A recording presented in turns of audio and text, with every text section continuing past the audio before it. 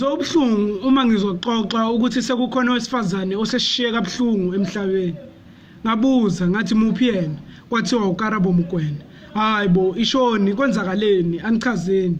Bathi Ntando lento ayichazeke iletha inyembezi emehlweni. Umzimba kaKarabo utholakale ushisiwe. Umphefumulo ukade uphumile. Okubhlungu ukuthi umuntu owenze lento ile ndoda abethandana nayo usandile. Hayi ngeke ithini niyadlala madoda. Makunjalo phela usandile anikwazi ukuthi nimbize ngendoda. Futhi anikwazi ukuthi nimbize ngomuntu kaJehova. Ukuba izinto beziya ngendlela yami ngiuNtando. Onjengosandile bekudeserve ukuthi athole isigwebo sentambo. Asingashayi ngathi asiboni phela lento eSouth Africa isithinta sonke. uKarabo simbonile bekuphuma la ngasikothe. Izinto abezikhuluma bezinamandla. Emncane kangaka kodwa bekwazi ukuthi amagama okhulumayo uyawakhetha. Abesifazane ekwazi ukuba motivate. Owesifazane onokubekezela buka akazivezanga noma esehlukumezeka.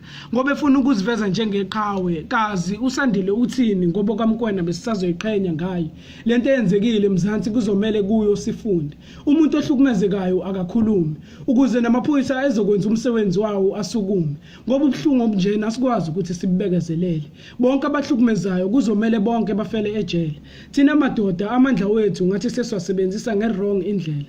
Ngikhule ngazi ukuthi umuntu osifazane uyavikela. Kodwa kulezi insuku abantu besifazane uthando sebeyalifela. Ngidlulisa amazwi enduduzo kuzo zonke inhliziyo ezibe nokuthinteka. Rest in peace Karabo Mokoena.